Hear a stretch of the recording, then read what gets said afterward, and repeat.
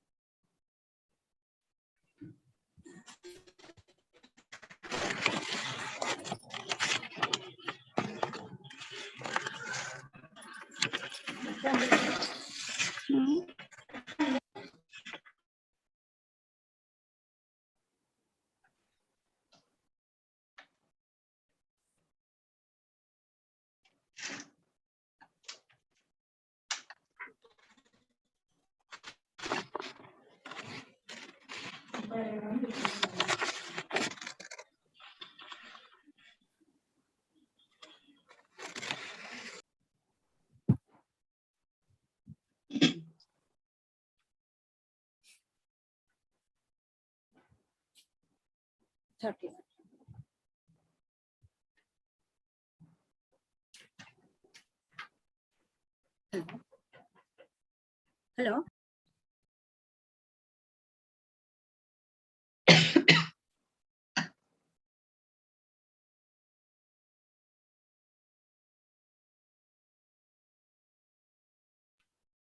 Yeah, ma'am, I am starting, madam. Already 32 members were joined, so let us start.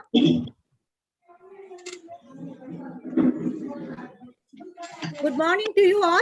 I warmly welcome you all for the two-day national webinar on gender equality for a sustainable tomorrow, myth or reality, and also the week-long celebrations of International Women's Day of Sri Padmavati Mahila Vishwavidyalayam.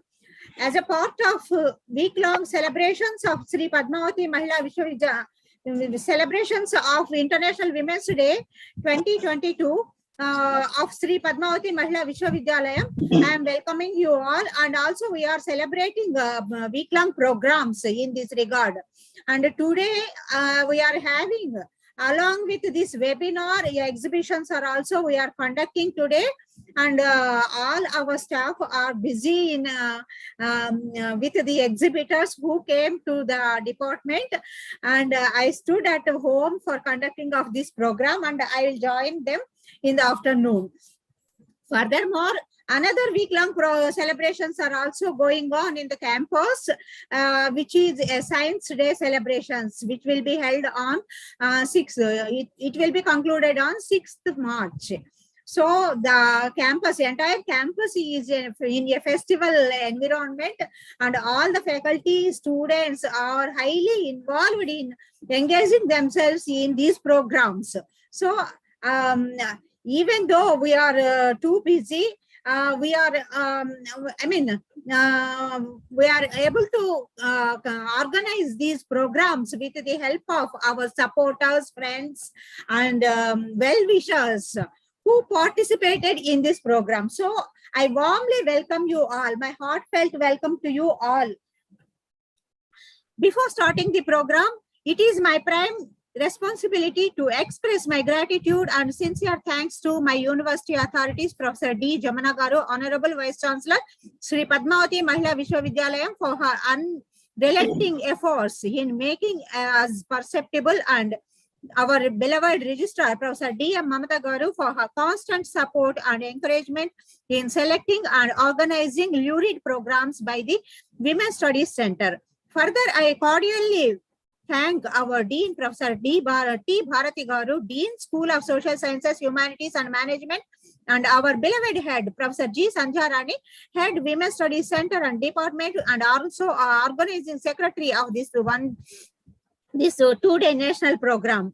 I also cordially welcome our valuable resource persons, Professor Vindhya Undurti, former professor and deputy director, TIS Hyderabad, and Professor Rajesh, Head Department of Adult and Continuing Education, University of Delhi, Delhi, and Professor N.K. Chada, President, ICCA USA, and Professor Purnima Jain, Head Department of Sociology and Political Science, and also Dean for Faculty of Social Sciences, Dialbag Educational Institute, Agra, for their ready acceptance to be the resource persons for this two-day national webinar. I reckon it a pleasure to invite you all the participants, without whose participation this webinar would not be as successful. Of course, though majority of our participants know about our university and center, but still I would like to introduce my institution and center once again to have a little bit exposure for our activities so far been conducted at the field level and at the college level, and also at for the benefit of various groups of community people. Sri Padmavati Mahila Vishwavidyalayam was founded by Sri N.T. Ramarao, the then Chief Minister of Andhra Pradesh, in the year 1983. The vision of the university is to be a premier center of education, both general and professional, for women to acquire knowledge, skills, and attitudes required to lead a life as complete citizens, and also to pursue careers of their choice. And mission of the university is emancipation of women through acquisition of knowledge and empowerment through skill upgradation, involvement, and participation in various occupations in the society, and also to establish a progressive and egalitarian society in the community. It was started with 10 faculties and 300 students and 20 staff members in the year 1983, and now it has elevated to the student population of more than 4,000 and an academic staff of 105 and 131 academic consultants offering their services for 59 courses at the postgraduate and undergraduate levels. About the Women's Studies Center, the Women's Studies Center was declared open in the year 1984 with a motto of teaching, research, field outreach, and training on the women-related issues and for the upliftment of the women at community and to make the higher education accessible to the girl students.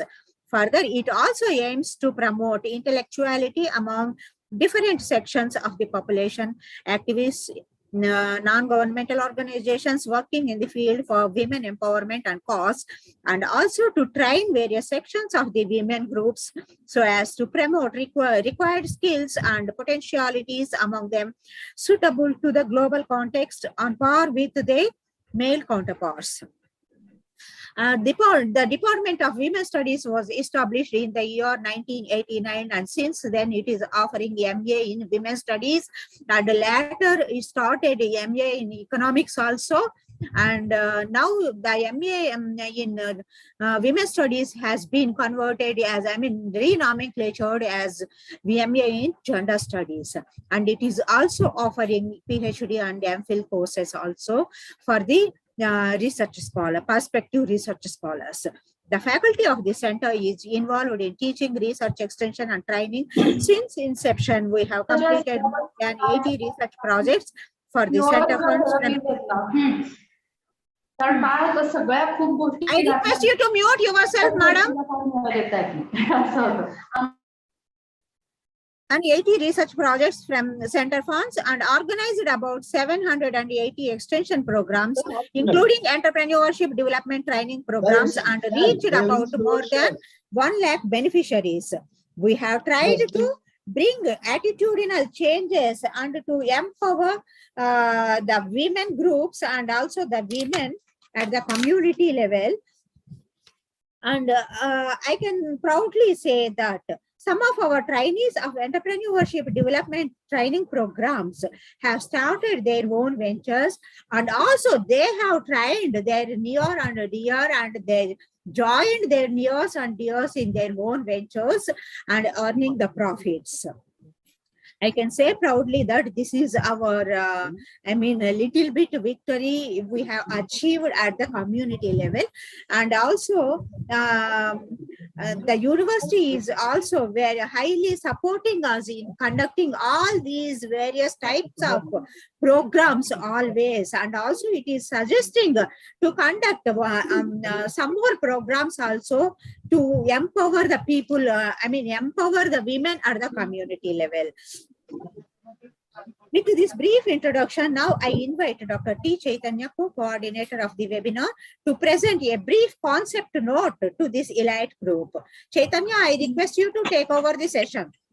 Thank you, madam. Thank you so much. Good morning to all of you. And this webinar is conducting in connection with the International Women's Day on 8th March. And the theme of the webinar is Gender Equality Today for a Sustainable Tomorrow. This year's theme emphasizes gender equality. The aim of this theme is to recognize the role of women and girls who are taking responsibility for adapting, mitigating, and responding to climate change to create a more sustainable future for all. Advancing gender equality in the context of the climate crisis, the disaster risk reduction is one of the greatest global challenges of the 21st century. The issues of climate change and sustainability have had and will to continue to have severe and lasting impacts on our environment, economic, and social development. Those who are among us the most vulnerable and marginalized experience the deepest impacts. Women are increasingly being recognized as more vulnerable to climate change impacts than men, as they constitute the majority of the world's poor and more dependent on the natural resources which climate changes threatens the most.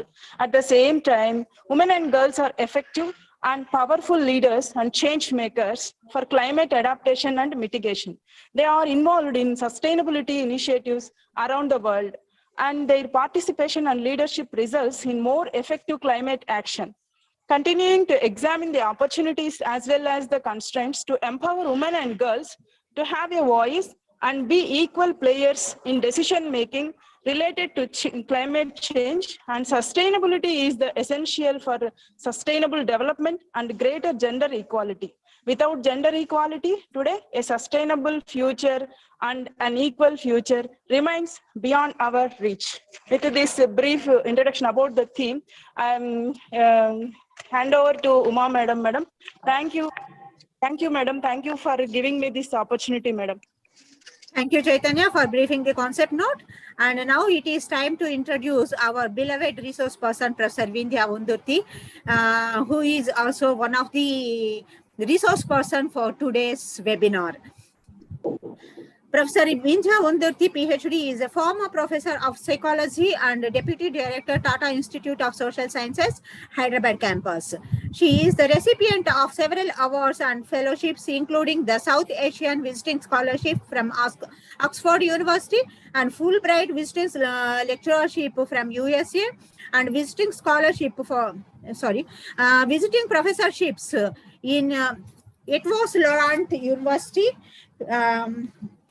Hungary, and the University of Gothenburg, Sweden, and in 2012 Distinguished Publication Award from USA for her co-edited book, Handbook of International Feminisms, Perspectives on Psychology, Women, Culture and Rights, published by Springer in New York. And her research interests are located in the interface of psychology and feminism and have focused on gender and mental health, violence against women, trafficking of women, feminist counseling, and the psychological dynamics of women's political activism. She has published widely in national and international journals, apart from leading several research projects sponsored by the World Bank, Gates Foundation, ICRW, UGC, and the ICSSR, amongst others. She was also the first project director of the Sakhi One-Stop Centers for Gender-Based Violence, a project for which Tata Institute of Social Sciences, Hyderabad, is a knowledge partner with the Department of Women Development and Child Welfare, Government of Telangana. In addition to teaching and research, she has been involved in conducting training and capacity building programs on gender sensitization, stress management, and basic counseling skills for educational institutions, police, and the paramilitary industry and corporate organizations, media, and publishing houses. With this brief introduction of Professor Vinja Madam, I must express my gratitude to her for accepting my invitation to be the resource person for today's program. I must be very thankful to you, Madam. So kind of you. And I request you to take over the session right now. Okay. Thank you very much, Dr. Uma Devi, and to all the organizers of Sri Padmavati Mahila Vishwavidyalaya for inviting me today. Am I audible? I hope I am audible. Yes, ma'am, you are audible. Okay. So thank you all very much for inviting me today to share with all of you some of my thoughts on not only, International Women's Day, but on this particular theme of gender equality for a sustainable tomorrow. In fact, as all of you know, the International Women's Day has been celebrated since 1975 by the United Nations. But even much before that, this particular day, March 8th, was in fact known for the struggle of women textile workers for better working conditions. So, in fact, this whole theme of Women's Day, it's not just a matter of celebration, but it is also an opportunity for all of us to think about how much of struggle women have had to wage across over the past 100 years or so in order to reach this particular point, where we are today. So Women's Day is also not only a day for celebration of women's achievements, but also an opportunity for us to reflect on, not only what is the kind of struggle that women have had to go through, but also the emphasis on rights and equality. So that has been the importance of Women's Day, and we do it in order to, as I said, to reflect on the kind of struggles which women have had to wage across the years. In the last 2 years, especially as the world was ravaged by the pandemic, this was a completely unknown situation to all of us. It took us by surprise. But as the world was devastated by the pandemic since the last 2 years, we have also witnessed catastrophic storms, severe water crisis, severe drought, particularly the region where your university is located, the Rayalaseema region, is known as the land of drought and famines, and record level of emissions. So this kind of changing climate, the crisis of changing climate, of course, affects everyone. But it is often, as I think Dr. Chaitanya was saying, it is often the world's poorest and most vulnerable, and especially women and girls who bear the brunt of the ravages of climate crisis. So what I'll be doing today in the next half hour or so is to focus on why is gender equality important for sustainable development and for a sustainable tomorrow.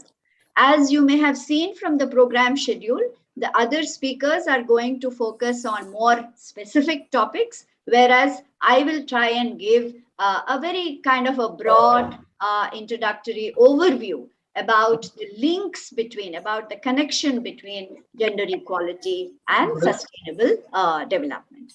So this will be, much of it is known to all of you, but it's still, we need to keep on emphasizing on this, because gender equality is a goal which we still have to achieve. We still have a long way to go. So what is the link between gender equality and a sustainable tomorrow? Let me just start with that. Consider some of these facts. I know there's a lot of stuff on the screen, but I hope you can read some of them. So look at some of these facts. These are by UN Women. 70% of the 1.3 billion people who live in poverty conditions are women. Again, poverty, of course, affects both men and women, but women are again disproportionately affected by poverty. So 70% of people who live in poverty conditions are women. Then women predominate in the world's food production, but own less than 10% of the land. So again, ownership of property, ownership of food production is again very, very limited. Finally, 80% of those displaced by climate related disasters once again happen to be women and girls. So you can see that although of course climate crisis, climate change, climate crisis affects everyone, there is some kind of a disproportionate bearing of the burden by women. So the kind of damage that is being caused by, I think somebody needs to mute a lot of, I'll see, ma'am. Please carry on. yeah, yeah. So there is a lot of damage, as I said earlier, havoc by climate change. So we have storms, we have severe water crisis, we have drought, we have record level of carbon emissions. And again, you know, changing climate, of course, affects everyone. It does not discriminate between people, but it does. What we have found is that climate change definitely does discriminate, because it kind of affects the poorest and most vulnerable, you know, the most. And as I said earlier, it includes women and girls who bear the brunt of environmental, economic, and social shocks. But then what UN Women says is that women are also known for their initiatives in agricultural techniques. They are the first responders when disaster strikes. They also take much of the decisions about conservation of energy, waste management, and so on at home. So therefore, some of the, in fact, I think earlier Dr. Chaitanya was mentioning that there are a number of initiatives now around the world which involve, women in conservation of, climate and to mitigate the effects of climate crisis. So therefore, what we can say is that climate action cannot be effective or sustainable if it does not involve women. So certainly there is a very close link between participation of women, the focus on gender equality, and sustainable development, or trying to reduce the effects of climate crisis. Now, now I'll just briefly focus on what exactly do we mean by gender equality. As I said, all of you are aware of this. It's nothing very new, but there's no harm in reiterating, you know, what this is, so that we are very clear about what exactly are the indicators and goals of gender equality. Now, again, to quote UN Women, gender equality is not about transferring opportunities from men to women. In fact, I'm sure many of us who are in this field of gender studies, whenever we speak in a mixed group, when we talk about equality, when we talk about feminism, one of the first questions thrown at us is that, oh, so all these years you were not equal, now you want to have power.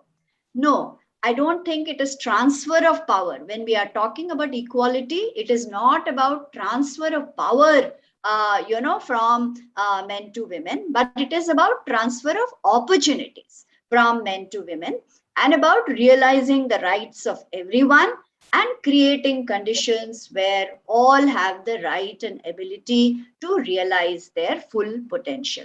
So it is basically about equality of opportunity. It is not about transfer of power.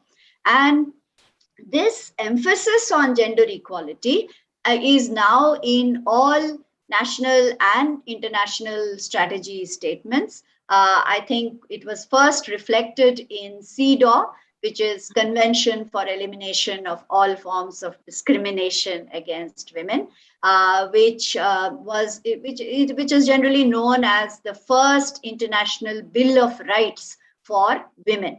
Just as we had the Universal Declaration of Human Rights by the UN in 1949, CEDAW is considered to be the first international Bill of Rights for women. And this was again drafted by the United Nations and ratified by India So India is also one of the signatories to CEDAW in 1993. So CEDAW was the, as I said, the first document, international document of Bill of Rights for Women. Similarly, we have what are known as the Millennium Development Goals, followed by Sustainable Development Goals. All of them, I will not go into details here, all of them emphasize on gender equality as a very key, important, significant goal, without which no human development is possible. So this is just to kind of underline the importance of gender equality in human development.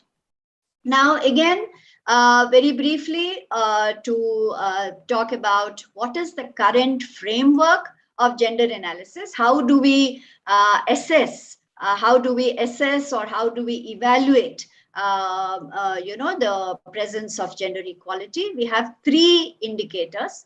The first is capabilities. Again, as I said, all of this is pretty much well known. Capabilities, so education, health, nutrition, and these are known as the preconditions for productive activities as well as for well-being. So one is that if we are talking about equality, all of us need to have access to capabilities. And these capabilities can be achieved only when we have indicators of education, health, and nutrition. Second is livelihoods, which is access to work, wages, asset ownership, because livelihood is the condition which enables us to provide for ourselves. So just as capabilities are important, equally important is livelihoods. And the third is known as agency, which relates to questions of representation, particularly say political representation, managerial positions, corporate leadership, trade union membership, and all of this is expected to lead to empowerment, which is the ability to have control over one's own life. So capabilities, livelihoods, agency are considered to be the three significant indicators of gender equality. Again, as I said, all of this is well known, but I'm kind of reiterating the emphasis which needs to be placed on this, because if we look at the track record of India, we still have a very, very long way to go in achieving equality in all of these. Then there is a particular index called the Global Gender Gap Index, which is proposed by the World Economic Forum. And this is considered to be a composite measure of gender equality or inequality. So it measures gaps in domains of health and survival, economic participation and opportunities, educational attainment, and political empowerment. So all of these reflect whether there is gender equality in a particular country or not. And when we look at the progress or track record of India, definitely India has made we have made tremendous progress in all of these dimensions. But when we are talking about gap, still a vital gap remains. And India has been ranked 112th among 188 countries, which is not really very good. Overall, what the World Economic Forum says is that the gender gap has declined. That means the gap has, become closer, and there have been improvements in political empowerment, educational attainment, particularly primary and upper primary, and life expectancy. But gender gaps have increased in infant mortality, sex ratio. But I should add here that in sex ratio, according to the latest figures, we have improved. So that is some cause for cheer. And labor force participation rate or workforce participation rate, and gaps in wages and income. So the point is that in all of these, there is certainly, inequality which is seen in the context of India. Now, specifically when we come to speaking about gender inequality in India, if we look at it from two levels, one is the material level, material meaning physical, concrete level. And this refers to access and control over material resources. So education is a material resource, right to property is a material resource. Of course, work opportunities, paid employment opportunities is a material resource. So when you look at the material level, we find that there is a differential access, meaning, as I was speaking about earlier, women have certainly progressed. For example, take education. Certainly we have progressed. But when it comes to gap, the gender gap, the gap between men and women, and again, it's not just men and women, it is also by class, by caste, by region. There is an intersection of all of this with gender. So there is a huge gap still prevalent in resources, which is access to education, property, employment opportunities, wages, and so on. But that is at the level of the material level. That is at the level of resources. But at the attitudinal level or ideological level, that means here, mentally. So we may have access to education, or we may have access to paid employment. But if I am not allowed to take decisions on my own of what I wish to study, whom I wish to marry, whether I want to have children or not, in short, in all aspects of my life, then what is the point? So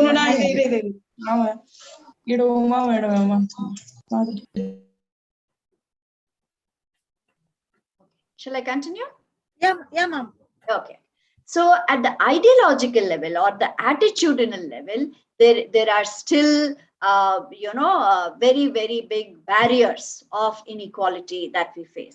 One is, for example, the culture of son preference that we have, right? And this is kind of prevalent in most parts of India, I should say, with maybe a few exceptions, but mostly in all parts of India, there is this culture of son preference, which actually led to the adverse sex ratio. And in order to address this negative sex ratio, we had to bring in a law. Some of you may have heard of it, the PCPNDT Act, which made it a crime to know the sex of the child before birth, right? So the culture of son preference is again a very significant social and cultural barrier to equality. The second is domestication of women, meaning that the perception that women's primary responsibility is taking care of the house and, as we say, caregiving. So caregiving, care of not only emotional needs, but physical needs of everyone in the family. I'm sure all the women who attended here, because it was early in the morning, 10 o'clock, you must have had to finish all your domestic responsibilities very quickly or delegate it to someone and then quickly come to attend this webinar. So this perception that women's primary role is that of the caregiver, or that she is to be primarily associated with domestic responsibilities, is still a very big barrier to gender equality. Therefore, in the Millennium Development Goals as well as in the Sustainable Development Goals, it is. Yes? Does somebody have something to say? Should I continue? Yeah. Okay. So the perception that women are still, associated with domestic responsibilities has been mentioned in both the MDGs and SDGs, and they say that greater sharing of domestic responsibilities by men would go a long way in removing this barrier. So this perception that domestic work is the primary responsibility of women. In fact, I'm sure all of you are familiar that even if a woman is a well-known scientist, engineer, doctor, professor, or whatever, if she does not play her domestic role effectively and properly, she will still not be called, a kind of a proper woman. So a woman is supposed to balance between both being a super achiever at work as well as, of course, doing all her domestic responsibilities. Third,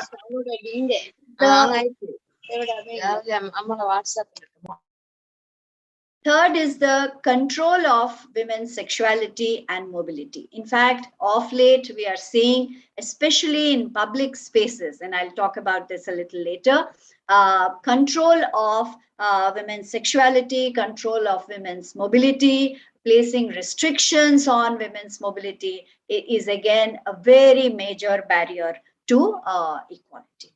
Finally, violence. Violence against women is one of the most visible, most direct, most kind of in the face kind of a manifestation of gender inequality. And it is used, violence, if there is violence, then there cannot be equality. So violence is very often used in order to keep the inequality intact. And violence as a symbol of power and control over women is one of the most important barriers for gender equality. So as I said, if there is violence, there cannot be equality. You cannot say, oh yes, women are equal, and then have very high incidence of inequality. So this is very briefly. So at both at the material level as well as at the attitudinal or ideological level, this is how gender inequality is used, particularly in the context of India, to keep women in a subordinate position. So again, very briefly about, as I said, violence against women is one of the most visible indicators of gender inequality. These are some figures. I'm sure many of you are familiar with this.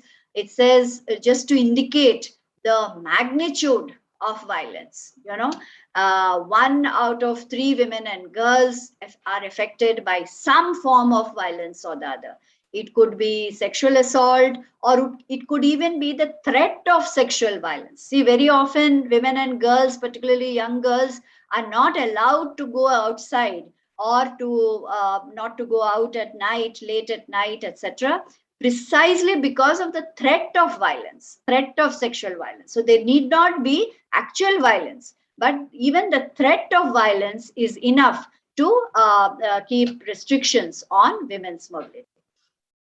So they are affected by some form of violence or the other. So it could be sexual violence, domestic violence, stalking, and particularly in Andhra, this acid attacks was one of the first. I remember, way back, I think it was in the 90s. In Vijayawada, we had this one of the cases where this young man threw acid at a young woman simply because she had rejected him. So this stalking, meaning following, throwing acid because of inability to take rejection in a relationship. That means, why do they do it? It's like, you have to be mine. If you are not mine, then I will throw acid at you so that you are not anybody else's. So this kind of a form of control over a woman is represented by stalking, acid attacks, and all of that. And all of these are now recognized as crimes. Earlier they weren't, but now they are recognized as crimes. Then child marriage, forced prostitution, survival sex, where the woman is forced to give sexual services in return for some resources. It could be economic resources, it could be, food or whatever. So this is just to indicate the magnitude of violence, the wide prevalence of different forms of violence. And as you can see, our the only national data agency, the National Crime Records Bureau, which looks at crime, as you can see from this figure, there has been an increase in forms of violence. Of course, you may say This is also because more and more women are actually reporting now. Earlier, maybe women were not reporting, but now more and more women are coming forward and reporting. So whatever it is, there has been an increase in reported violence against women, and particularly in public spaces. In fact, in the past 10 to maybe 15 years, there has been an increase in reported violence, particularly in public spaces. So, I mean, we have had a lot of these cases. 2 years ago, we had that case of Disha in Hyderabad, a young veterinary doctor, kind of raped by, gang raped by 3 or 4 men. So this backlash in public spaces, in UP, we had the Hathras case, so these increase in sexual violence in public spaces is also referred to as public patriarchy by, the feminist scholar Sylvia Walby. She calls it public patriarchy. So the patriarchy is not at home. The domination is not at home, but it is outside, and outside meaning in public spaces. And this is also because of increase of more and more women, more and more girls coming out into the public spaces for employment, education, and so on. So now you see public spaces more kind of inhabited by girls. They come out for going to college, for going to work, etc. So there is a kind of an increase in reported violence against women. So that is the bad part. The negative part is that there is increase in violence. But if you want to say it's a we can call it a good part. The good part is that there has been a shift from cultural codes of shame and honor in sexual violence to framework of constitutional guarantees of rights. Meaning that earlier, particularly sexual violence was always viewed as shame for the girl.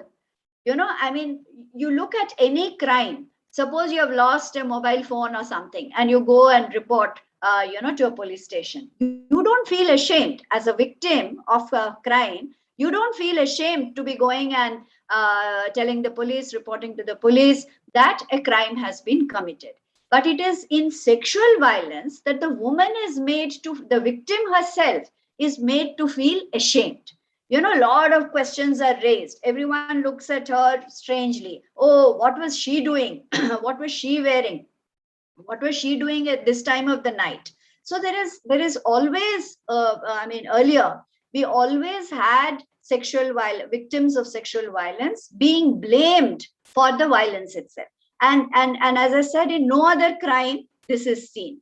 So and also honor, that if there has been, especially in cases of sexual violence, it's not only viewed as violence, but it was viewed as a loss of honor. That somehow in Hindi, in so many countless films and so on, they would say, Izzat loot gayi, right? So somewhere that there has been a loss of honor, loss of honor of the person, of the family, of the community, because of the violence committed.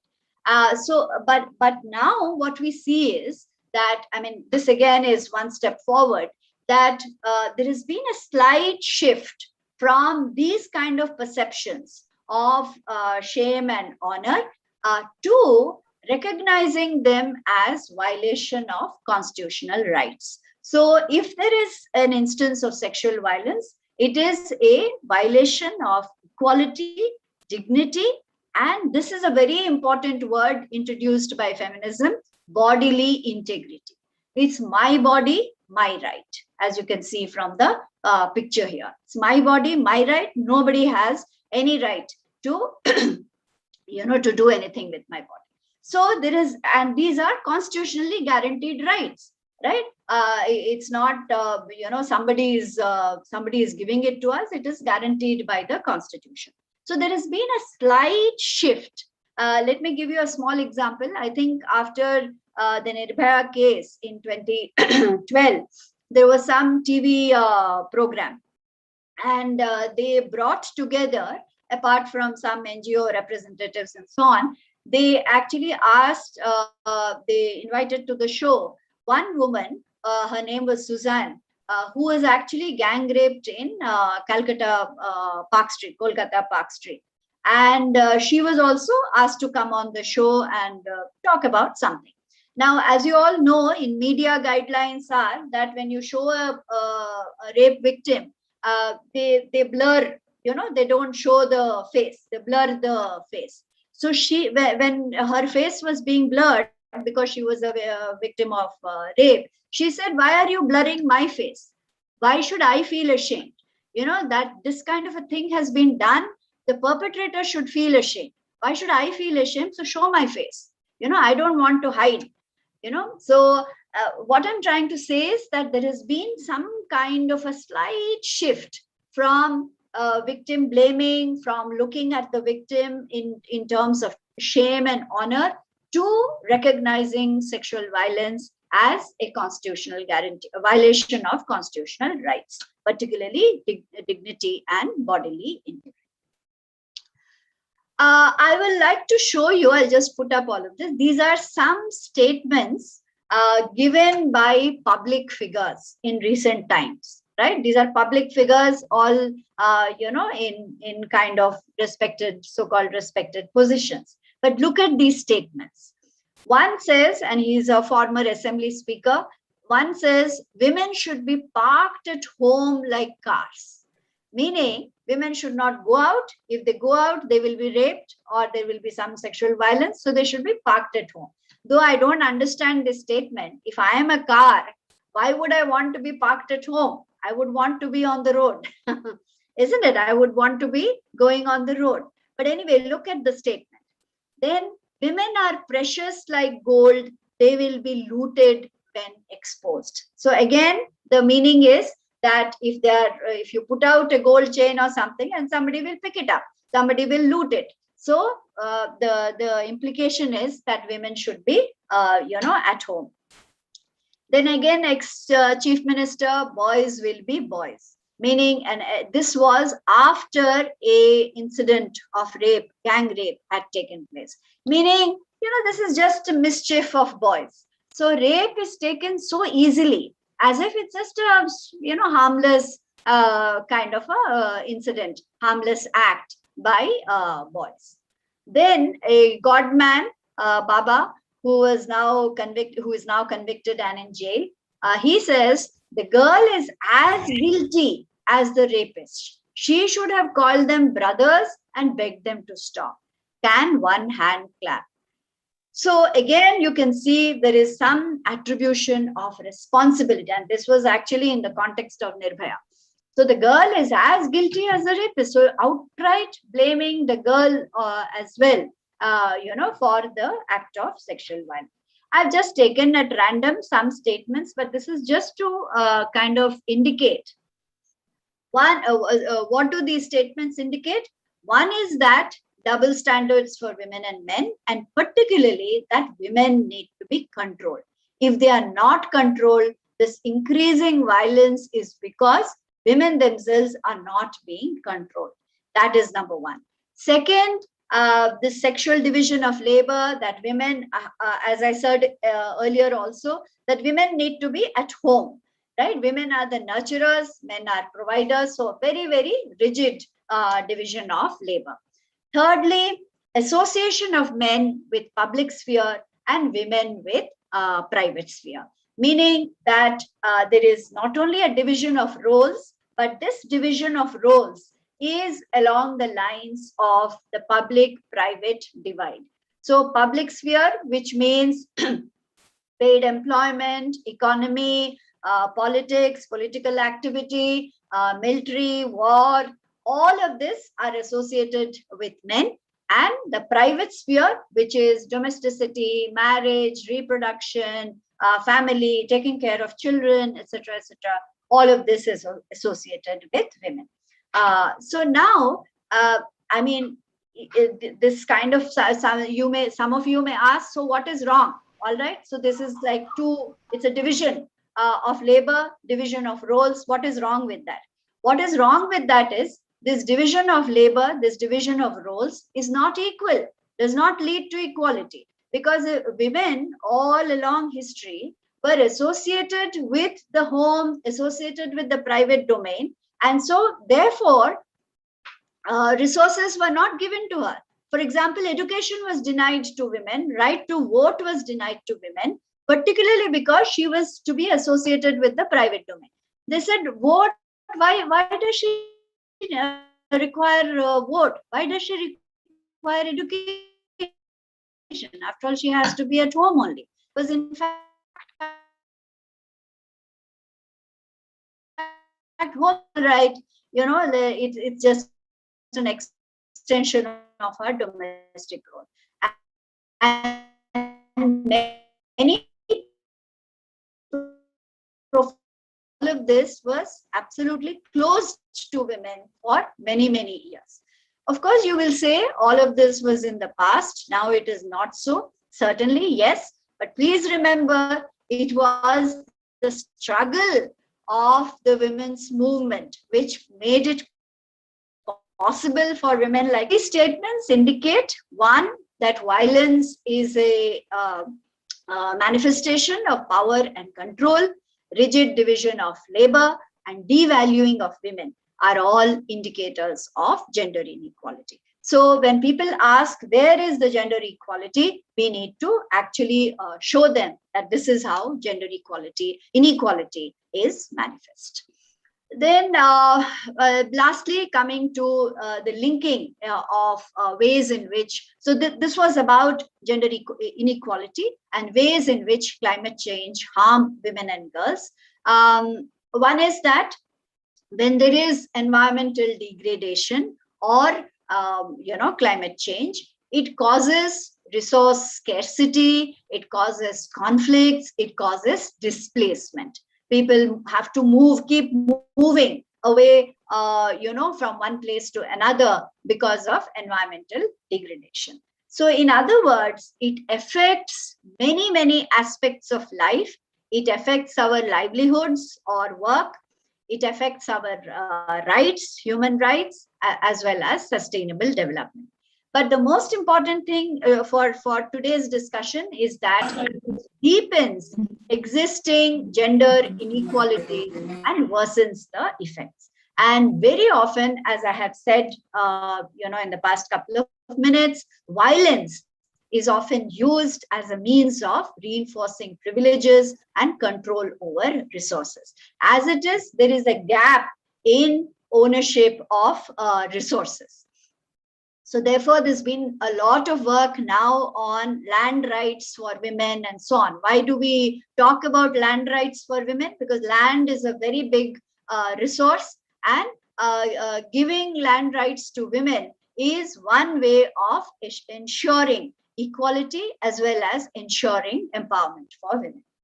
So if there is environmental degradation, there is greater health and safety risks as water and sanitation systems get more and more scarce, and particularly in drought conditions, if there are famine conditions, prolonged drought conditions, women and girls need to make more frequent and longer journeys to fetch water, etc. Where, again, it's a sad thing to say, that is when it makes them more vulnerable to sexual assault.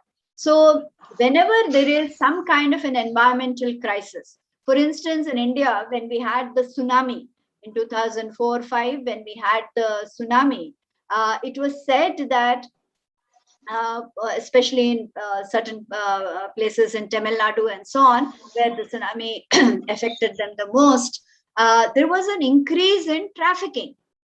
So there is tsunami, houses are destroyed, livelihoods are destroyed, people are desperate, and there used to be a lot of people, traffickers actually going to all those places and buying, so to speak, young girls, and because they had no other way to go. So whether it is prolonged drought, or whether it is sudden floods or cyclones or tsunamis or something, again, there is a greater risk for women. Then again, disproportionate burden of domestic and care work as resources dwindle. So as resources come down, the women are again disproportionately burdened with domestic and care work.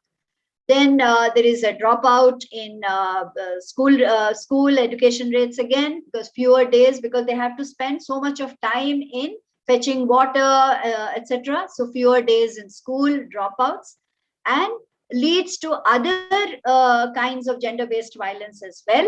Because if there is lot of climate crisis, environmental degradation leads to a lot of male migration. So they keep going to other places for livelihoods, and this leaves women vulnerable to sexual exploitation.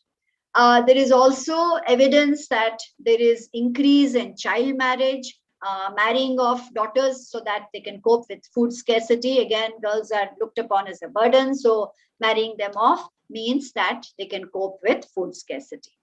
And also, when there is food insecurity, when there are poor harvests, when the harvest fails or something like that, it puts a lot of pressure on men's traditional role as providers. Again, as I said earlier, the stereotype, the stereotypical perception is that women should be associated with the home, homemaking, caregiving, etc., and men ought to be associated with being the breadwinner or the provider.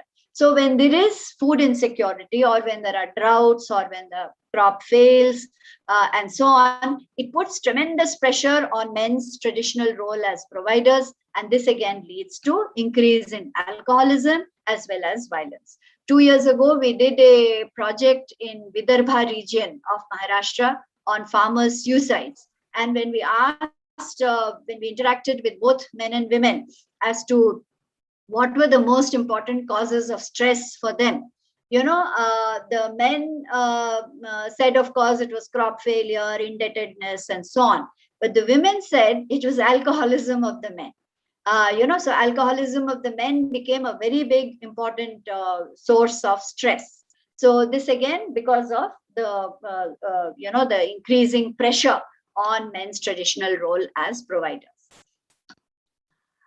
So with this, I would like to conclude by saying, what is the advantage of gender equality? And now we have tremendous evidence. It's not just me saying, we have so much of evidence to say that if there is gender equality, say in education, it will have a positive impact on human capital, the next generation's education. Most importantly, it will have an impact on fertility, family planning, infant mortality. Again, infant mortality rates in India are very, very high.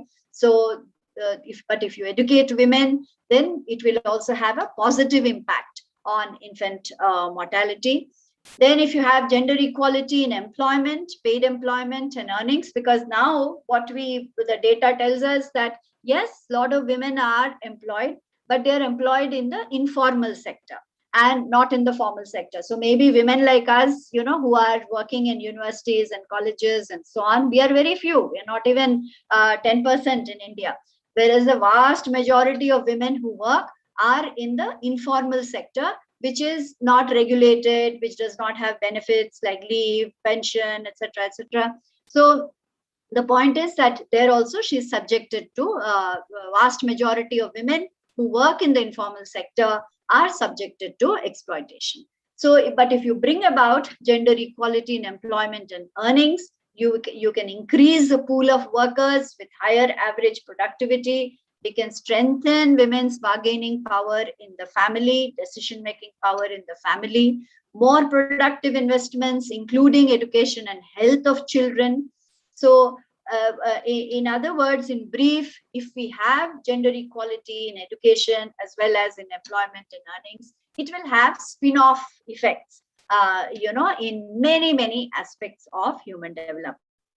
So the more gaps we have in gender equality, the more there will be barriers for economic growth as well as for sustainable human development. So in other words, there can be no sustainable human development without gender equality.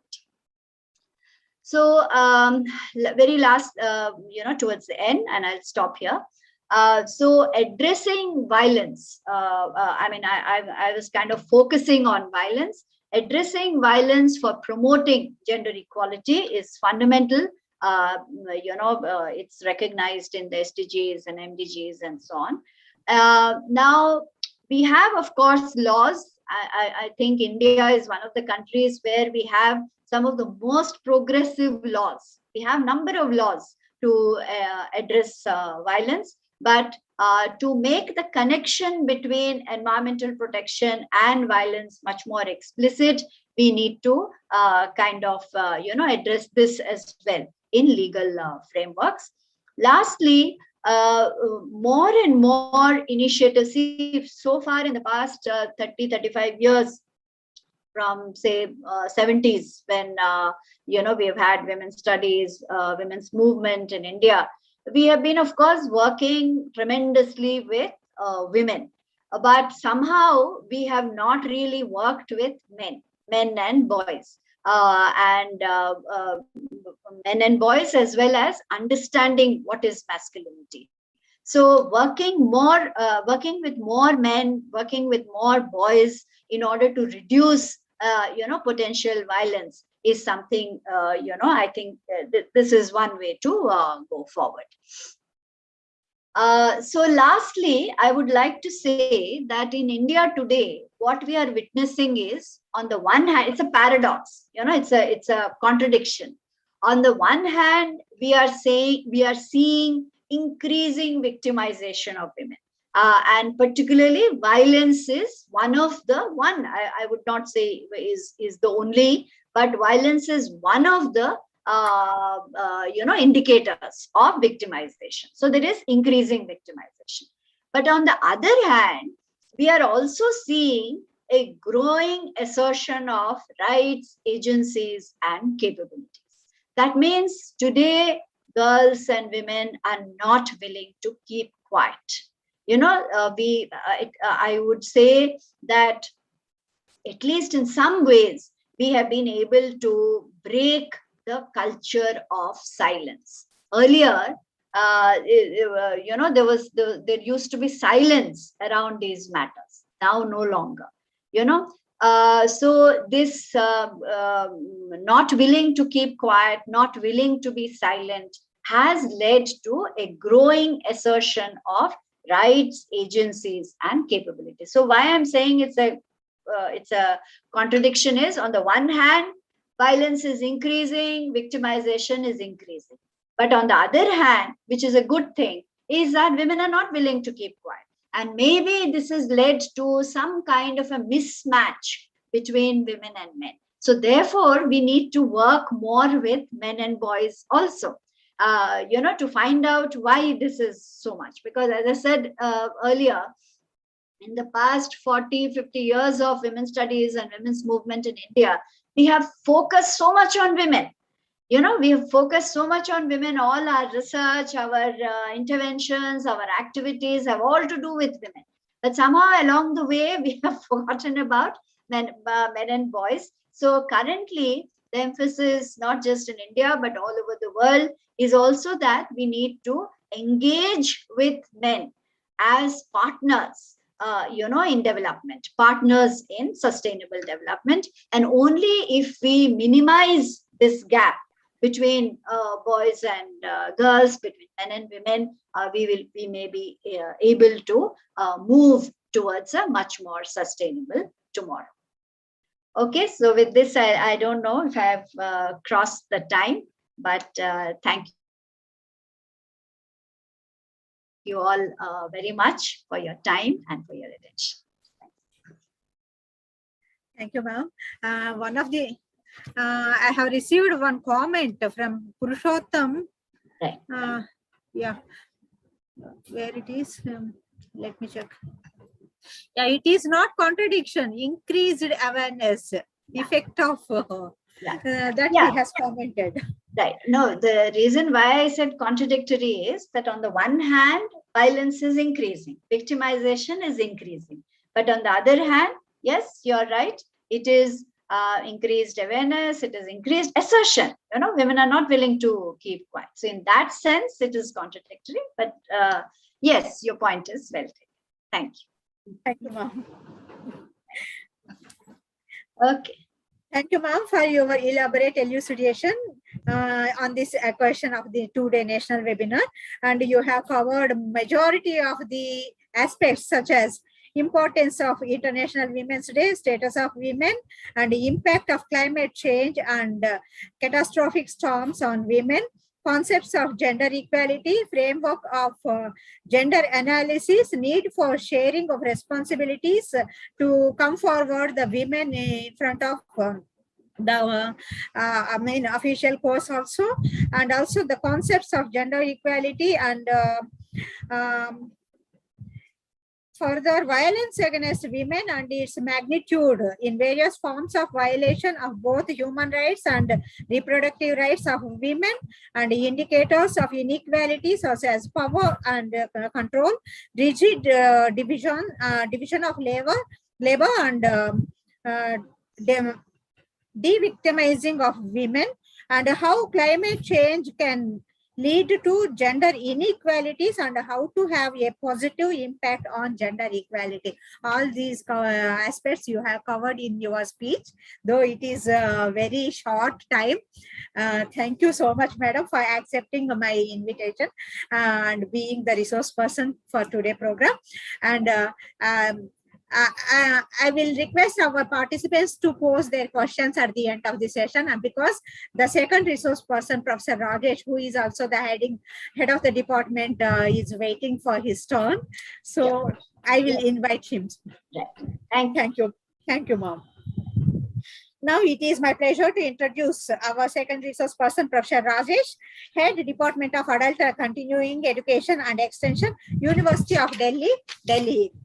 I just would like to introduce him as my well-wisher and my best friend and brother to me, and it is very imminent pleasure for me to introduce him to this elite group.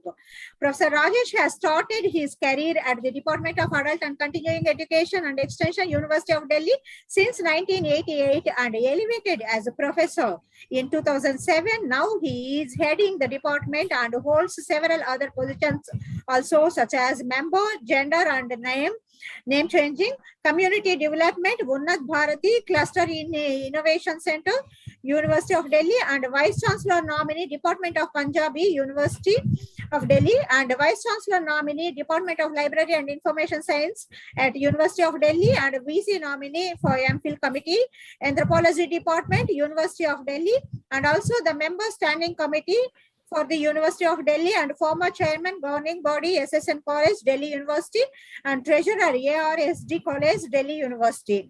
And he is also national and international expert such as Senior Fellow, Indian Adult Education Association, Senior Expert Fellow, National Institute of Social Defense, Government of India, and trainer under Ministry of Skill Development, Government of India, moderator, International Adult Education Academy, JM University, Würzburg, Germany, and national level expert on transgender under NISD, Ministry of Social Justice and Empowerment, Government of India.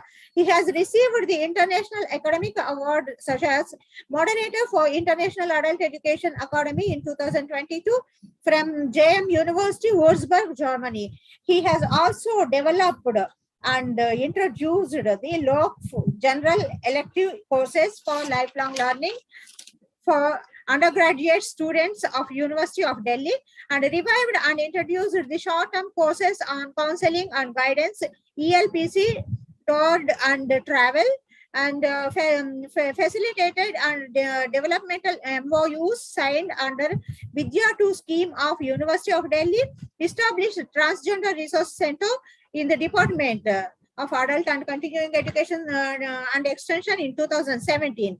His areas of interest or specializations are adult continuing education, lifelong learning, and population education, counseling and guidance, issues relating to elderly population and transgender.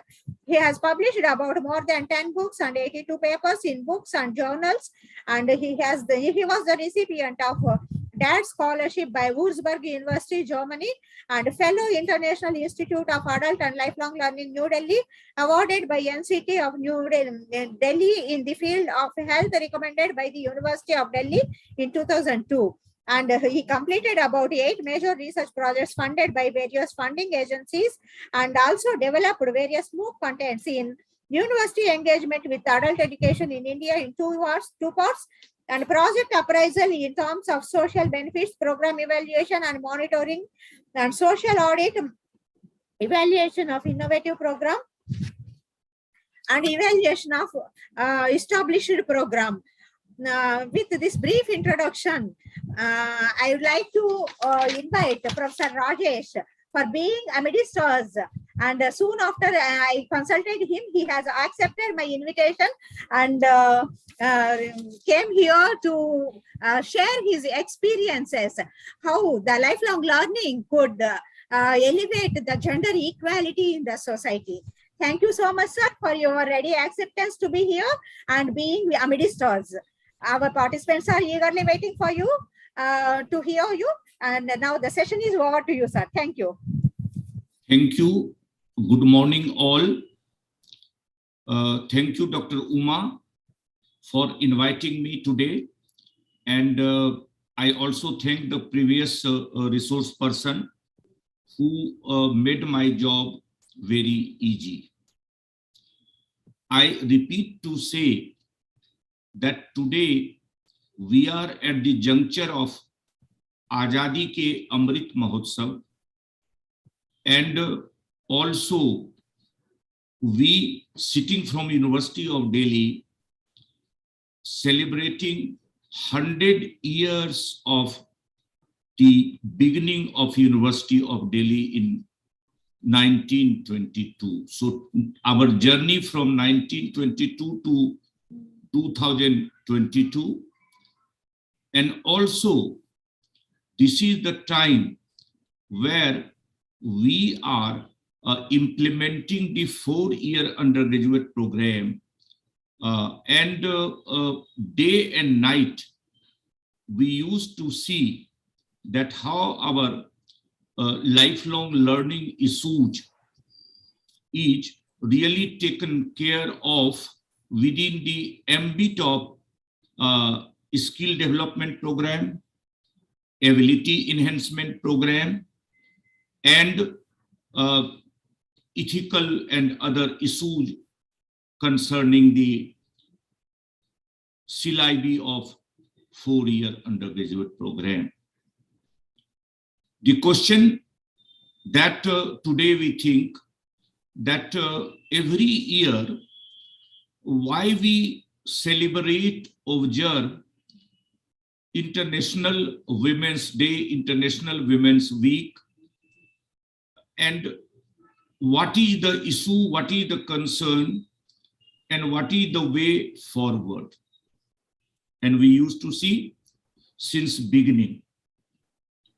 As Dr. Uma said, that we are working for the third gender empowerment, and we are trying to give justice to the most vulnerable marginalized population.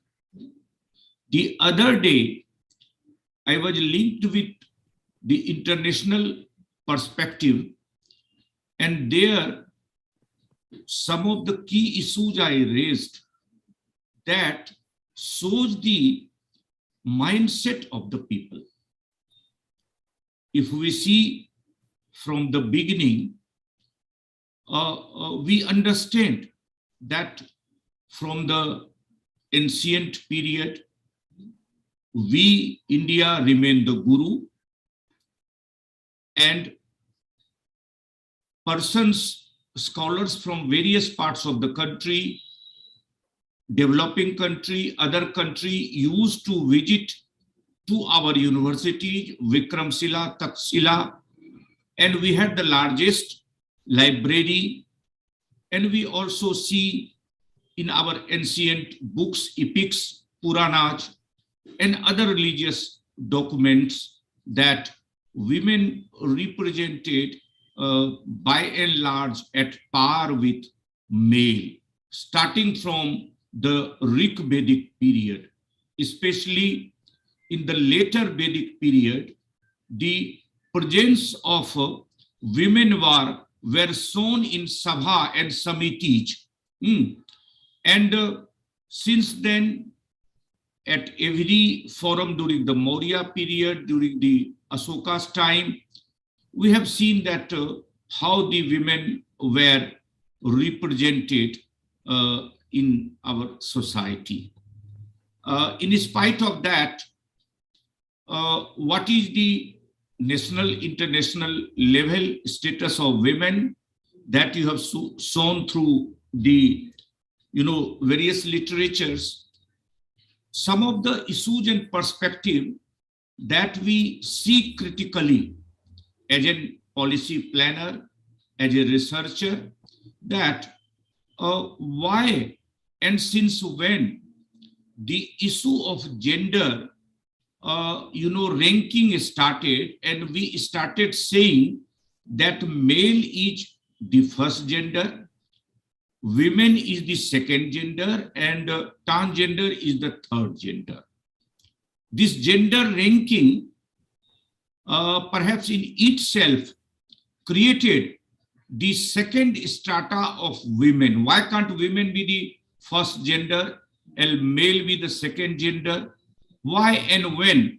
And what is the need of ranking the gender perspective? And is it not that this ranking has made the women's status at secondary level?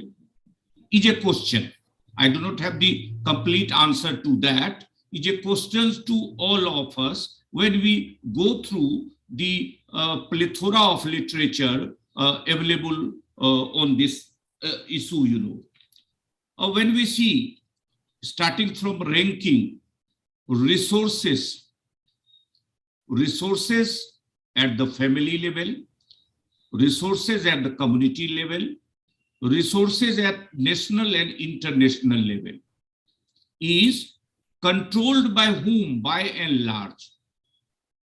If we are in the family, maybe in rural or urban, living in one room quarter, two room quarter, three room, whatever it is, who controls the resources? For example, if television is the resources, and if we are 4 members in family, who controls that which channel should be used, which channel should not be used?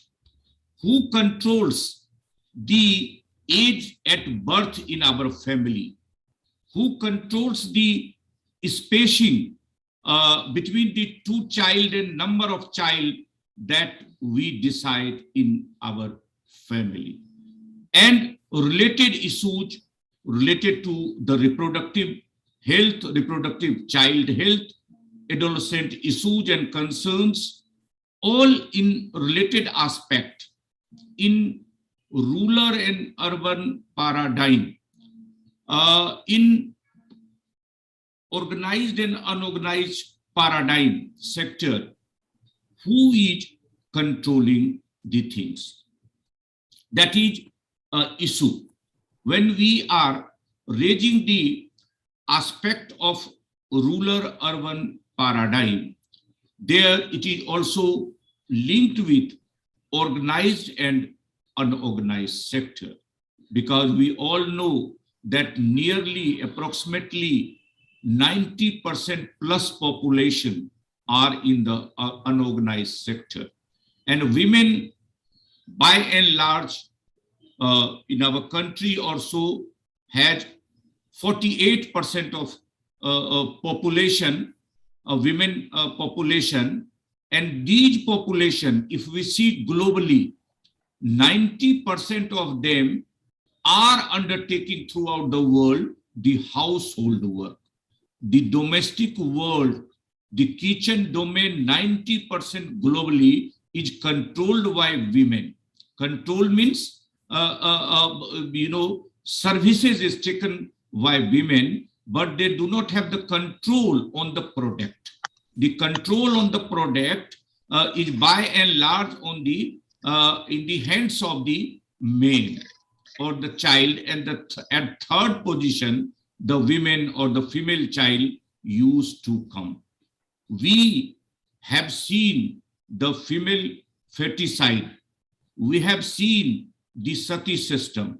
We have seen the other culture, religious cultures, where the women were subjugated at various levels. We have seen, in spite of the lot many efforts, women are not being provided the 33% reservation in parliament and other places. Maybe started some of the states with the Panchayati Raj institutions, but if we see the women's representation in parliament, women's decision representation in various legislative assemblies, it is not at par with men. That means political decision is not by and large in the hands of the men. We have seen in the Panchayati Raj system, we have adopted the constitutional norms. It is there, but the decision at Panchayati Raj, especially in most of the places where earlier we used to call the Ashish Bose, PC Joshi, this Bimaru, Bihar, Madhya Pradesh, Rajasthan, Uttar Pradesh. We do not call now the Bimaru states, that is Bihar, Madhya Pradesh, Rajasthan, Uttar Pradesh, who have by and large the 40% plus population and 49% or so women population. There, what we have seen, that the further decision at the Panchayati Raj system are taken by the male members, and women are just only for the sake of there that they represent. So from the grassroots level to the national and international forum, the representations are there, symbolic representations are there, literature are available, that we see that what United Nations said, what our national level document said. But at the implementation level, policies and program level, it is not visible. Why? Because by and large, those who are in a sizable situation in the unorganized sector, they remain in the culture of silence. They remain, ignorance of the issues and concerns. And this is why you have seen, might be several literature came that during the COVID period, 2 years or so, the so-called second and third gender suffered a lot. They were further, if you see the researches available, the violence related to girls and women, mental harassment related to girls and women, the domestic violence of girls and women during the 2-3 years further aggravated. Some research has come in, and in some of the cases, several regions, it may be because male were at the houses, in the family, in the communities, that had perhaps deteriorated their, further, and their role further increased, their workload further increased, their physical, mental, and social harassment further increased. It is the time where we see the street children, the child labor, especially the girl child and women who are there without their houses. They have migrated,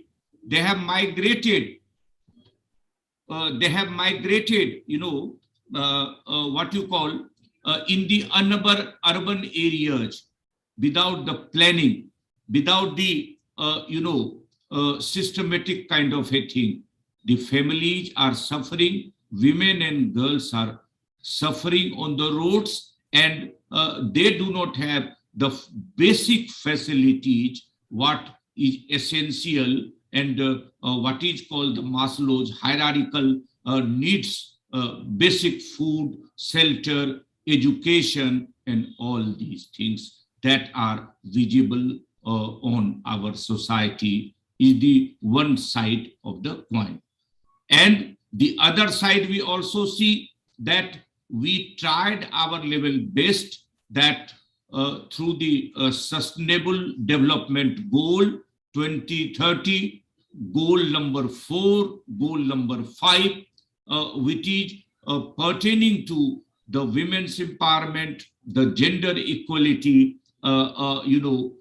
efforts are being made to empower them, to develop them, because we understand the development of the society, development of the family depends upon the women. And this is why we said that female literacy is family literacy. Female empowerment is empowerment of the society and the community. And this is why in lifelong learning that Dr. Uma Devi said, several efforts were done through the lifelong learning for sustainable and meaningful development of women, you see. Through the population education program, through population education resource center, through counseling and guidance, through curricular and co-curricular activities, we have done many issues at the grassroots level, at the community level, and through our adult education program, through our population education clubs in the colleges, we have empowered the girls and women at the college level, at the university level, and we have also undertaken activities. We could remember when a group of women from SNDT Women's University, Mumbai, visited Delhi University and having 40 programs in 40 colleges on Beti Aayi Hai, the daughter is born, and basically on the very important story of Jyoti Mahapeskar, a renowned Marathi writer. And it was shown that how the women, how the girl is being taken care from the birth to the development. When the male child born, what is our treatment? When the female is born, what is our treatment? Treatment at the house, treatment at the hospital also, where the female is born. And several activities were done. It was also shown on Delhi Doordarshan. At that time, there were 2 channels on Beti Aayi Hai. So just to try to change the mindset of the people, and changing the mindset of the people, I agree with the previous speaker when we say, and when we see the Cairo conference. The Cairo conference on population and development focused on development. They said sustainable development is the best way to achieve the things. Why? Because India was the first country to adopt the family planning program in 1952 globally. And our target were target specific, controlling on birth rate, controlling on death rate and infant mortality rate. We were going quantitative. We were on clinical methods. So clinical methods miserably failed. And the international conference, CARO, followed by the Beijing Conference of Women, the 5th Beijing Conference on Women, they focused on the development approach. And it was said that the sustainable development, social development is the best contraceptive. And it was shown to our population that if we wish to develop our family, if we wish to develop our society, it is the social development that undertake the family. Several progressive steps. Today we see that in the public schools, the 25% reservations for male and female are there in the public schools. And girls have started going to these schools, but you know, suffering happens because the first generation, that means father and mother, that means parents, are since not educated, not literate, not functional literate, so they are not able to sustain with the other people who are there in the public school. So that advantage are not being taken by the things. I would cite the example of International Labour Organization. ILO had started a decent employment opportunity for girls and women. And in developing country, including in India, several programs in Delhi, Chennai were organized through the voluntary organizations. The program to the tune of non-formal education for girls and women.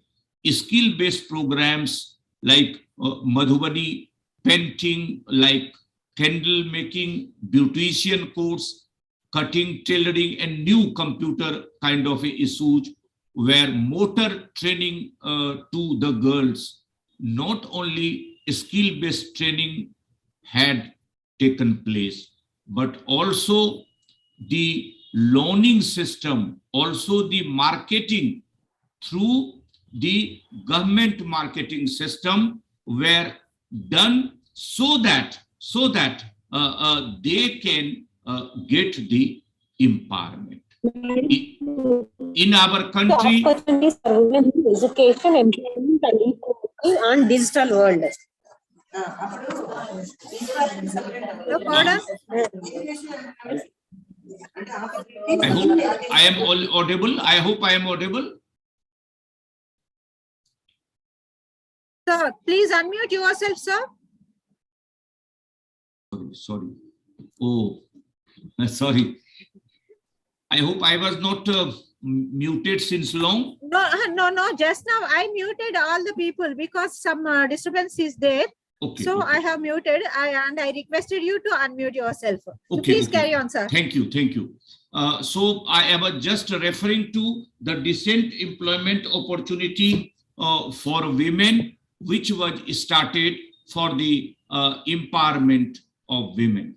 And for that, the self-help groups, microcredit programs, and we have seen the several experiences of the successful microcredit programs, self-help group for women has initiated in our society. And self-help group were addressed to women. The empowerment of women through Gender Resource Center. We could remember a new program was coined that was called the Gender Resource Center for the empowerment of women. 2 decades or so, through this Gender Resource Center, the Stri Sashakti camp, that is empowerment of women through the camps in the various districts were organized in our country. And these incorporated non-formal education, providing them help for against domestic help, legal opportunities, providing them knowledge about the domestic violence, providing them legal facilities, providing them what you call skill-based program, and also linking with the market and other things, so that the women at the unorganized sector through the non-formal education can be empowered and can be done the marketing. Several states we have seen in the when we have visited to northeast districts, northeast states, sorry, Meghalaya, Manipur especially, we have seen the market are dedicated to women's market, where only the women can open the markets. And even that market is on hiring basis, that could only be hired by the women, not the male. Neither you can purchase nor you can hire. And as part of the services also, you can only take the services of women.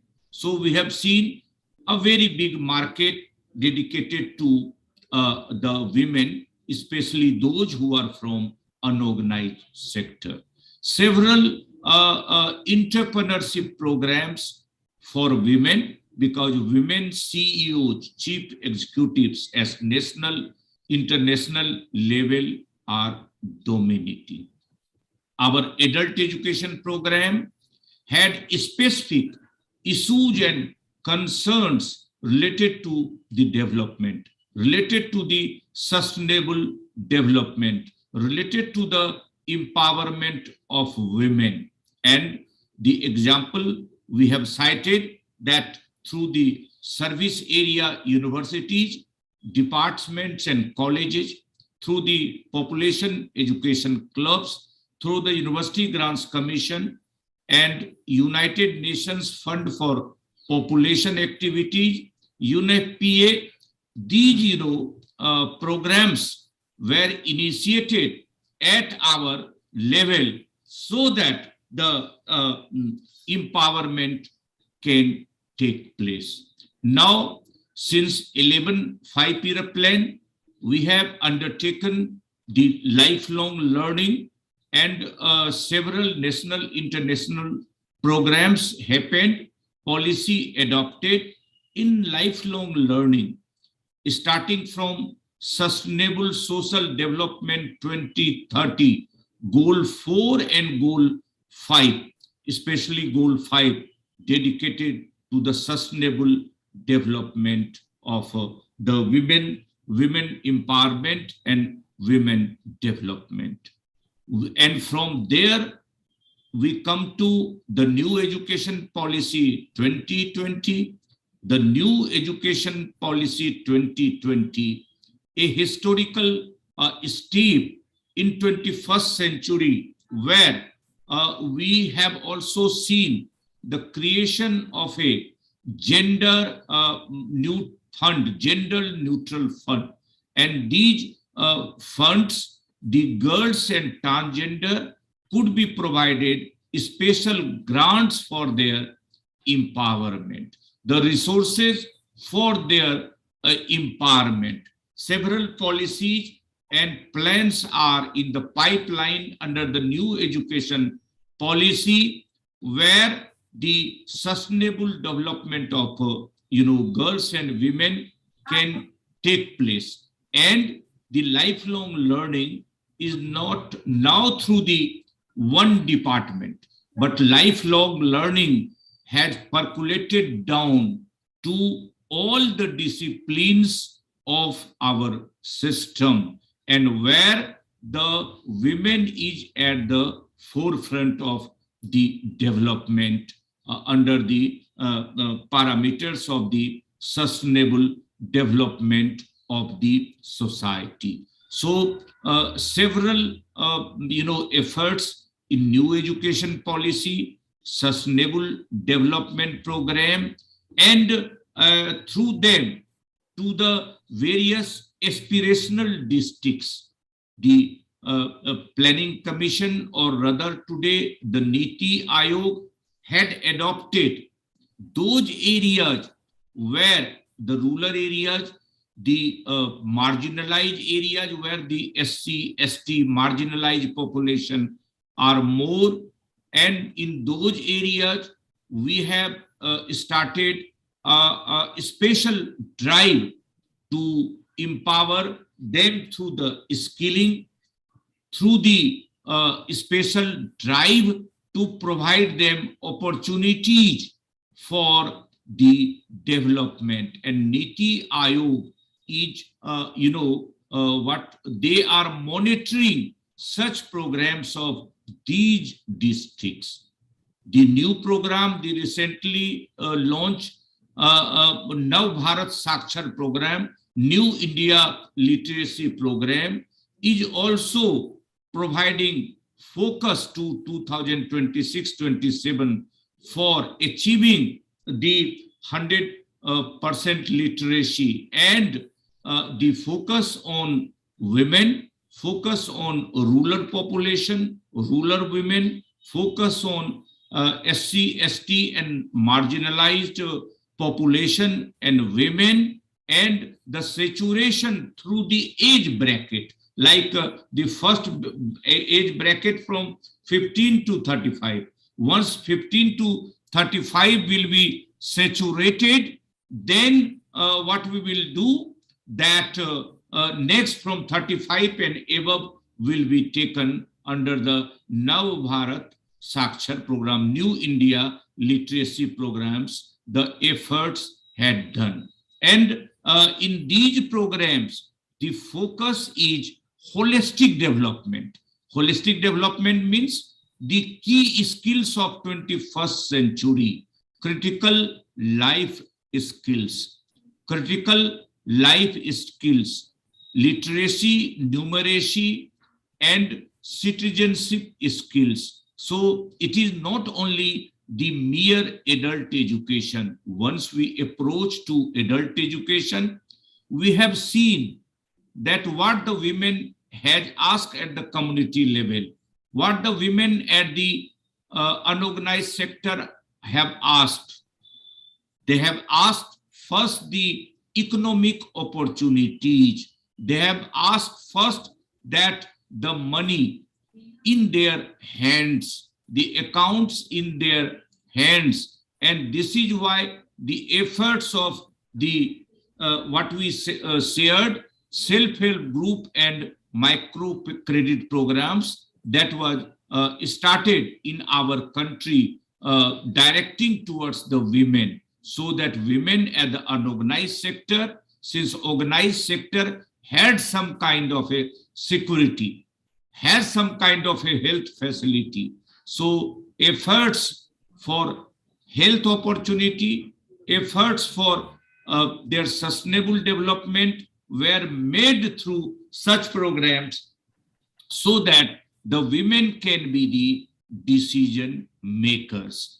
And our ultimate aim is the sustainable development, empowering the women so that from the family to the national, international level, they can take their own responsibility and they can take their own decision in the decision-making process. And once the girls in both the sector, organized and unorganized, especially I am targeting towards the unorganized sector women who are the agriculture workers, who are working as a domestic help, who are working as a para health workers.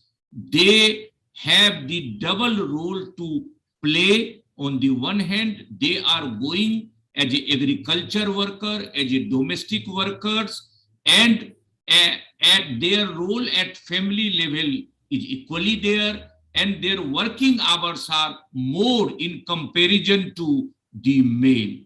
And in spite of the legal things, they are being given less, remuneration in comparison to male.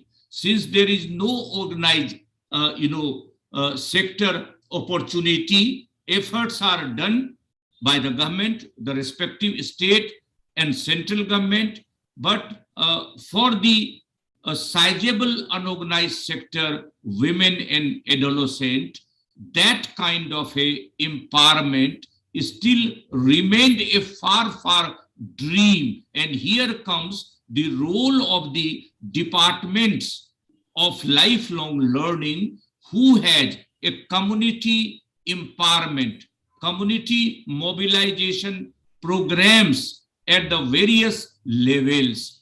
They can take up these issues and they can see that how through the various short-term, long-term policies and programs, when earlier it was there through the self-help groups, counseling and guidance program, these women are being empowered from education to the social sphere, to the reproductive health issue, to the cultural affair, so that their ultimate empowerment is to take that they participate in the decision-making process.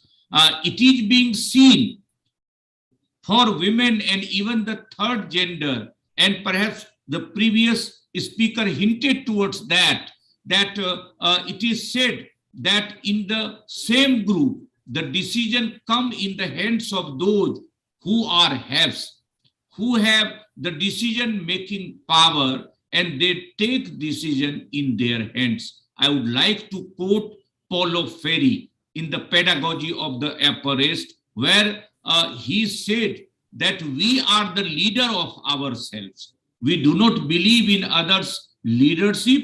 We have to make our own decision. I cannot be the leader of others. You cannot be the leaders of others. If we give the leadership to the male member, if we give the leadership to the other, they will take the decision in their own favor.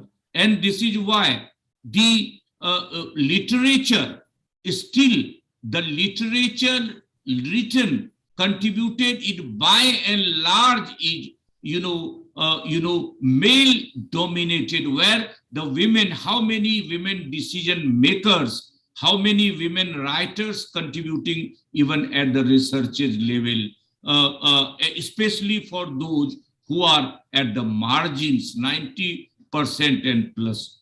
The decision are at the hands of few percentage of women, few percentage of third gender people. It must come to the each and every person, especially those who are at the margin. Unless such decision is being given to the marginalized women or adolescent, starting from their own decision towards self, that is what we could do, what I should read, what I should do, when I should marry, when I should have child, all these decisions focusing towards the unorganized sector. Unless we provide all these opportunities, and these opportunities can be empowered through their economic empowerment, through their educational empowerment, the journey has begun.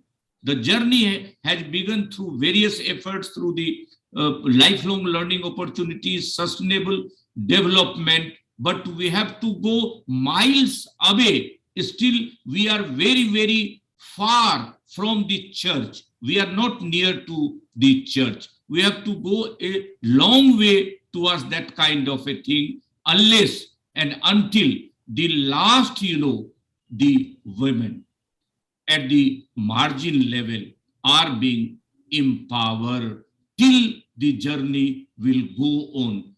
The issue remains that those who are empowered, those who have the decision in their hands, they do not let these decisions go to the last level in a democratic critical manner. That remains the problem, that writing the literature, taking the decision from family to all, we concentrate on, few, not like to be democratized in such a system where the opportunities can go to the last, person, the last women who are at the very marginalized, maybe women, maybe the marginalized SC, ST and population. And I largely not focusing to the organized sector, because at least we have something in our hands to take the decision related to health, related to education, related to our family, related to other issues. I am focusing especially towards the 90% plus unorganized sector, who are the bread earner of the day, the plight of the women, because we must understand that our most of the women are at the rural or domestic level and agriculture domestic workers. Still there, all kinds of exploitations are taking place by the elite kind of a thing of that. Domestic violences still at the same level in spite of the domain that are increasing.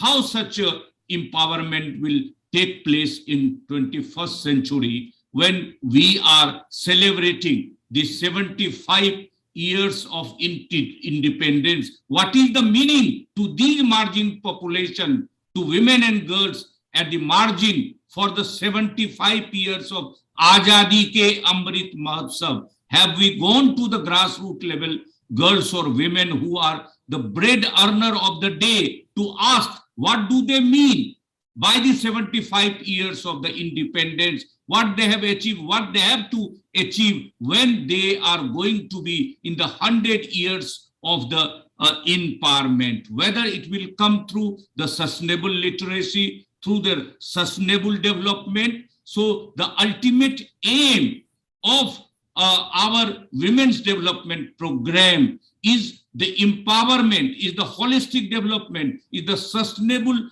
development of the grassroots level, girls or women, agriculture workers, domestic women who are have uncounted of facing the violence and their miseries. Their violences are not being taken in the researcher, are not coming in the perspective, because the decision are in the hands of few, maybe male or female, maybe the male's responsibility or female.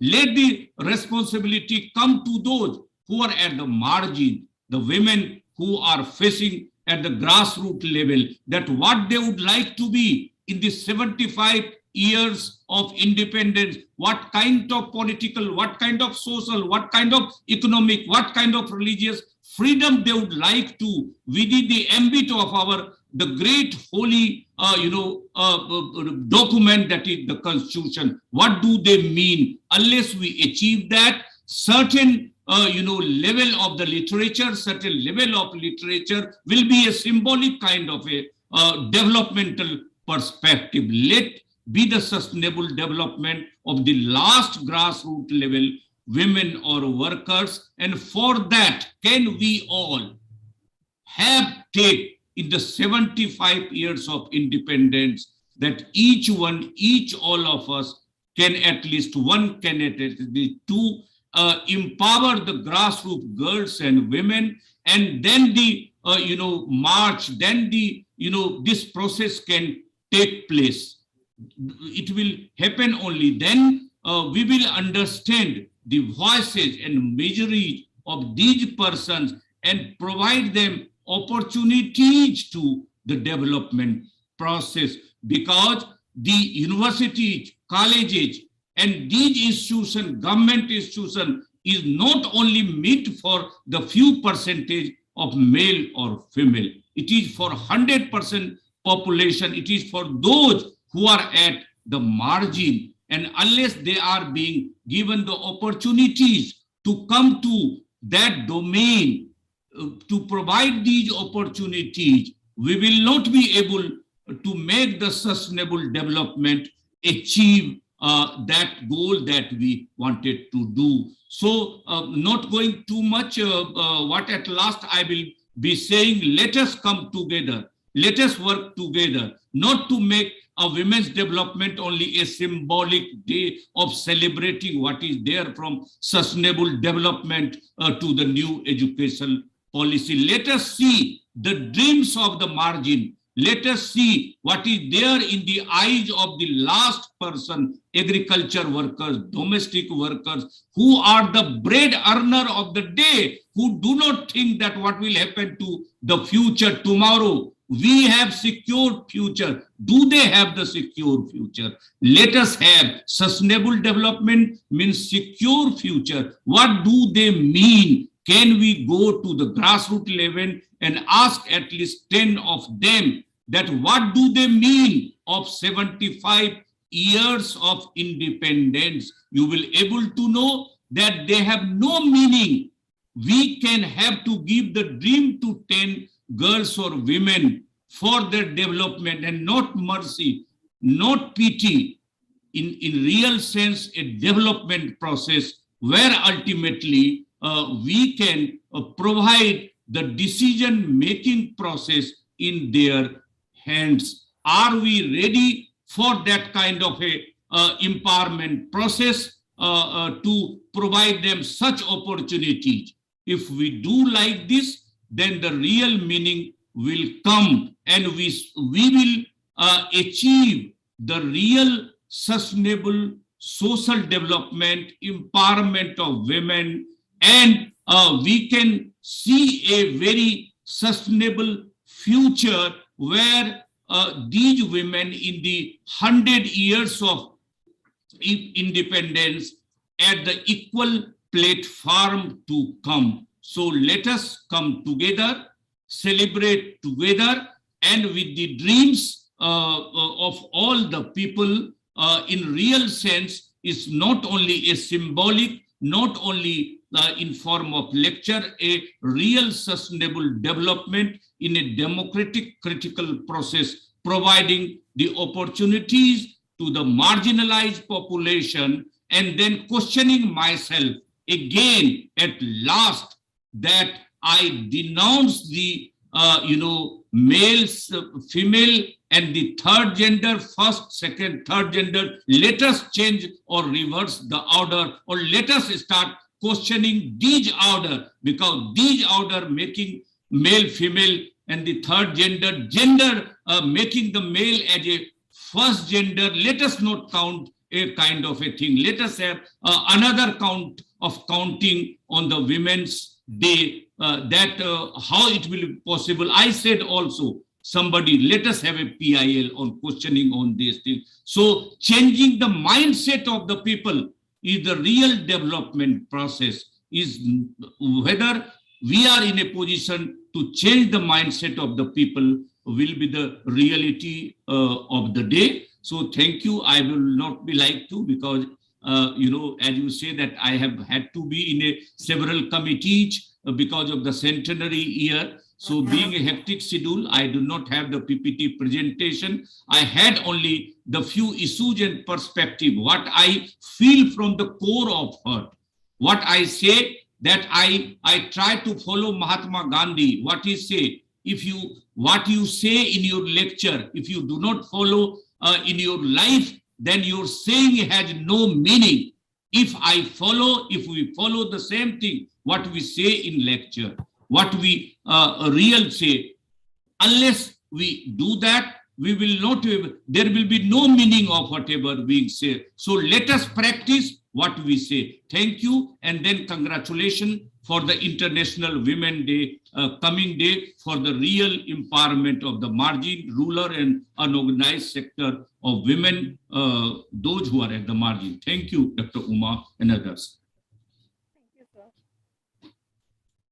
Thank you, sir. Your fabulous speech and your presentation in this webinar, and you have covered almost all the aspects relating to Indian family system, power matrix in the family, gender inequality at family, and confining of women to domestic chores, and you opined that violence against women has been rose enormously during the pandemic, and increasing workload of the women during the pandemic, and also migrational problems of women, concepts of sustainable development, and derived the concepts of women empowerment as a society empowerment, and lifelong learning perspectives for gender equality and sustainable development, and the efforts of the University of Department of Adult and Continuing Education, University of Delhi, and not only the University of Delhi, but also the entire in India,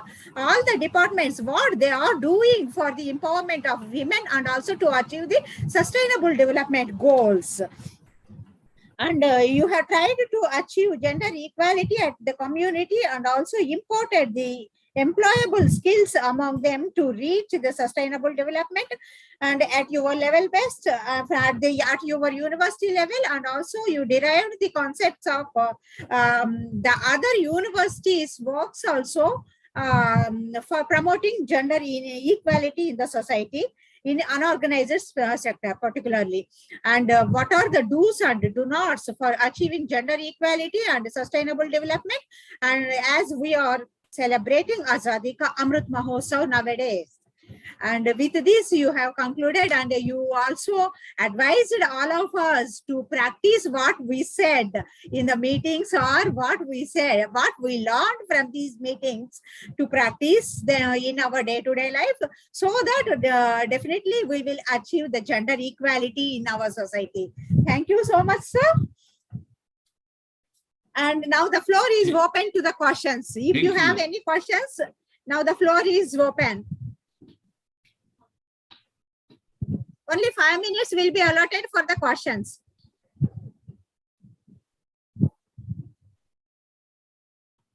YouTube, no questions. Can anybody? Something was there on the chat, I think, when I was speaking. Yeah. Mr. Purushottam has wrote that 2 comments I have received, and what he said is, men should be educated by women. If done, men would not do blunders, as understood from Periyar of Tamil. This is one point. And I don't think so, that because majority of the teachers at primary level are women, but still atrocities are going on women in the society. Yeah. So it depends upon our attitude and brought up, I think, Mr. Purushottam. And the another comment that was done by him itself, as part of my thesis recommendation, women workers in construction industry should be trained as work supervisor, then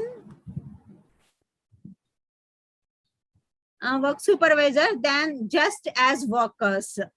But in the male-dominated certain professions, I don't think so that it will be possible. Isn't it, sir? Yes, you're right. You're right. And pedagogy of oppressed at work, mothers see their children are uplifted, help mothers. Definitely, as a part of our extension activities, both adult and continuing education and extension departments and the women studies centers at the universities, they are reaching the community for their extension activities and trying their level best to bring out the attitudinal changes, not only among the women, but also among men, so that equilibrium in gender equality could be possible. That's right. That's right. I agree. Mr. Purushottam has said the right thing. Yeah, I agree. And no more questions were there, sir. Yeah, thank you. Thank you. Shall I propose vote of thanks now? Yeah. It's very interesting. Thank you, sir. And you did very well. Thank you. Thank you so much.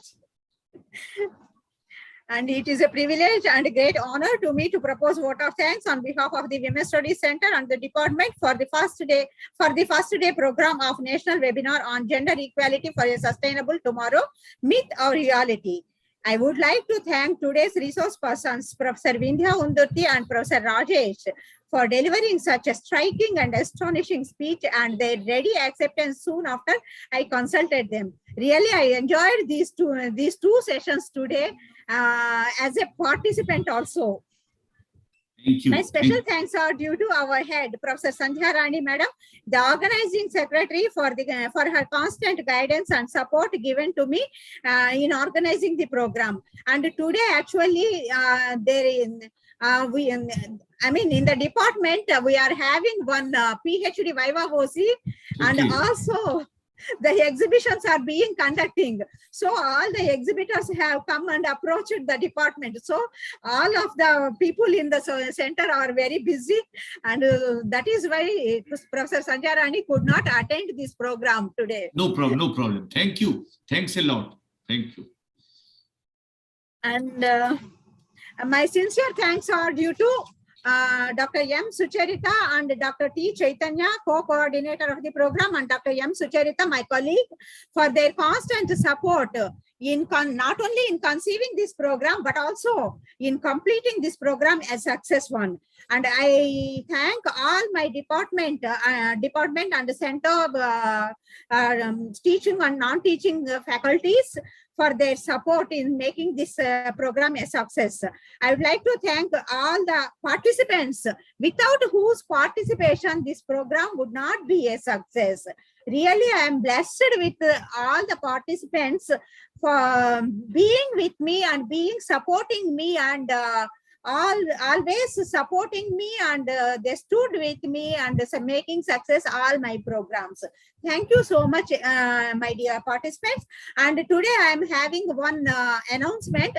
Tomorrow program will be starting at 10 o'clock in the morning, and feedback link will also be given tomorrow in the chat boxes of Zoom and YouTube links, and so that you will get your certificates. Today there will be no feedback link because of we are too busy in organizing the programs at the center, and we are also organizing the programs at community level during this week-long celebrations also. So probably you might be imagining how hectic it is becoming for us to coping with all the programs, but still we are trying our level best in achieving our success.